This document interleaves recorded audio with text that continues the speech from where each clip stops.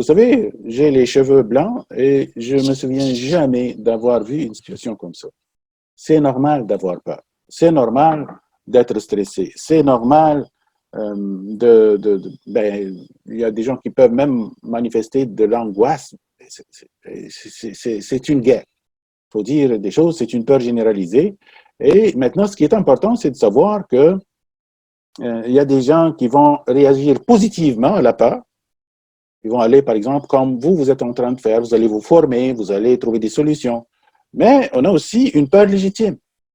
Et la peur, parfois, occasionne une résistance à la peur, résistance au changement, résistance. La résistance, parfois, c'est le fight, c'est l'agressivité. On peut devenir plus agressif.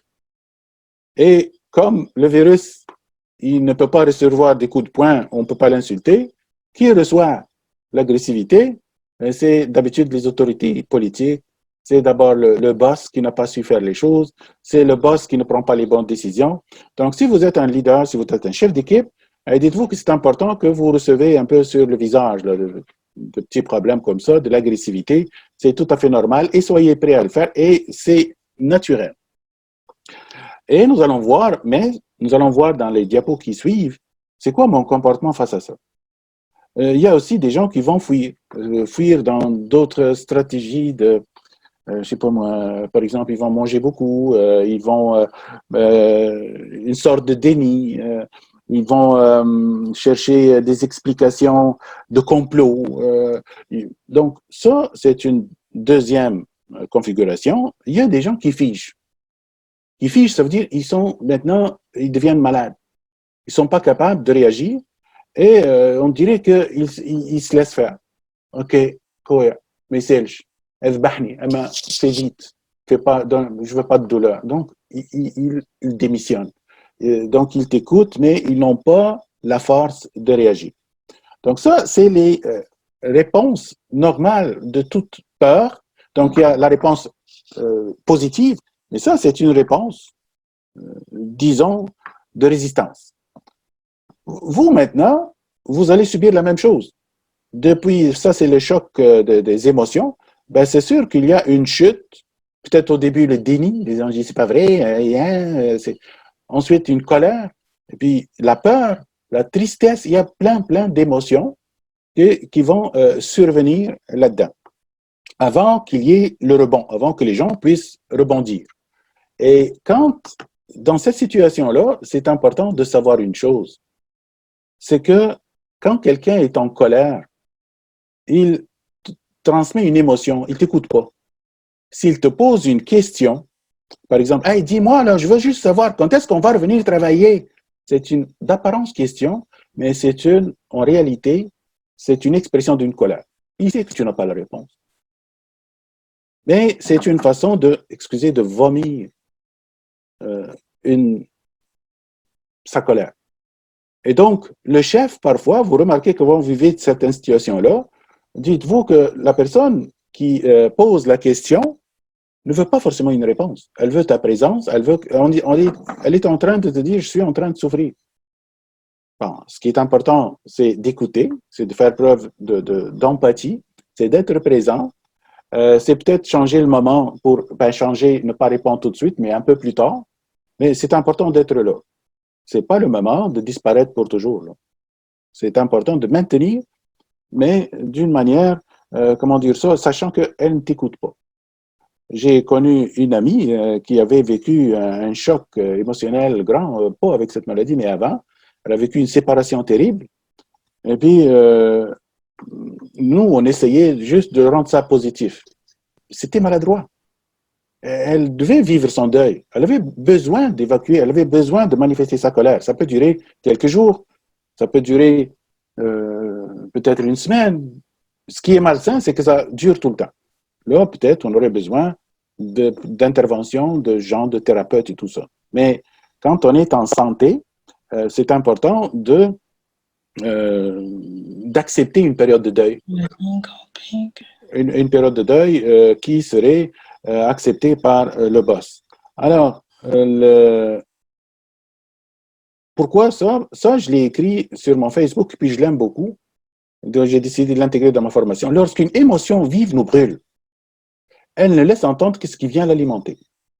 Ça veut dire, quand moi je suis en colère, et toi tu es en train de me donner des conseils d'optimisme, je ne comprends même pas. Je parle un autre langage. Moi, je suis dans l'émotion. Donc, je n'écoute que ceux qui parlent de mon émotion. La dame, là, qui vivait un deuil de déchirement, de séparation, ben, elle n'arrêtait pas de parler, de répéter le nom de son ex. Il n'était pas question de passer à autre chose. Là, qu'est-ce qu'on va faire alors, dans le cadre des émotions? Les personnes, ben, l'écoutent. C'est d'écouter. Et si tu remarques que là, maintenant, tu n'es pas capable d'écouter maintenant, tu laisses passer un certain temps, puis tu reviens à l'écoute. OK? Parce que parfois, c'est juste quelqu'un qui parle à sens unique. Tu ne peux rien faire. Les personnes posent souvent des questions, mais veulent souvent de l'écoute et pas des réponses. C'est important aussi, donc, cette période-là des émotions vives, d'informer tous les gens de la réalité. Il ne faut pas considérer les gens comme des enfants qu'on va protéger parce qu'écoute, on ne va pas lui dire ça parce que, écoute, il va prendre sa main, il va paniquer. Moi, non, je ne pense pas ça.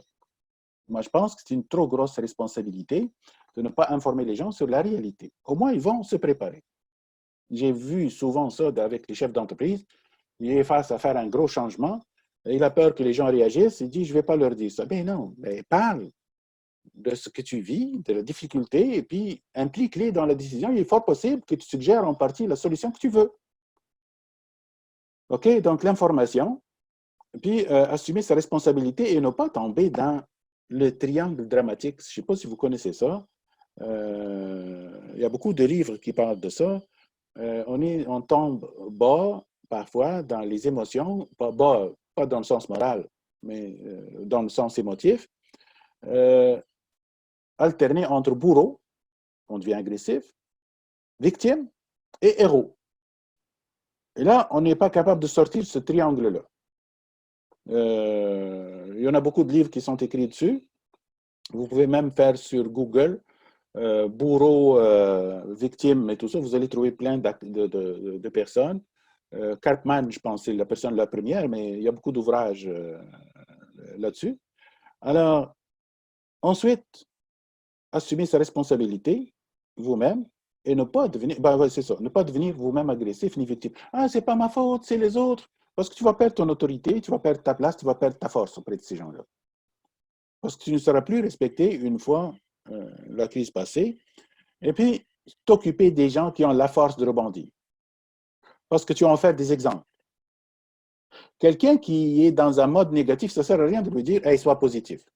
Quand tu lui dis sois positif, c'est une insulte. Tu lui dis tu es négatif. C'est comme si tu dis tu es négatif. لا تقل للمغني غني.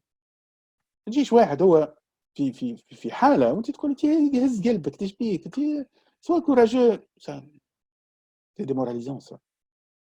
Donc c'est important de les comprendre, ces gens-là, de dire je suis présent, je suis avec toi, je suis ton ami ou ton chef, je ne te laisserai jamais.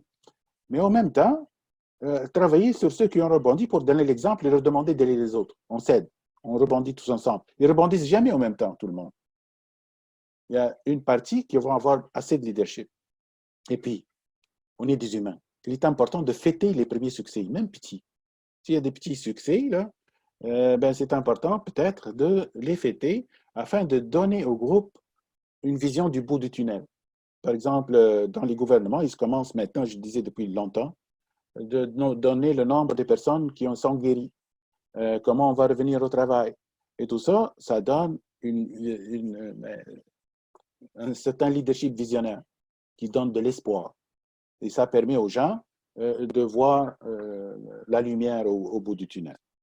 Alors, ça, c'est moi, comme leader, comment je fais face aux émotions.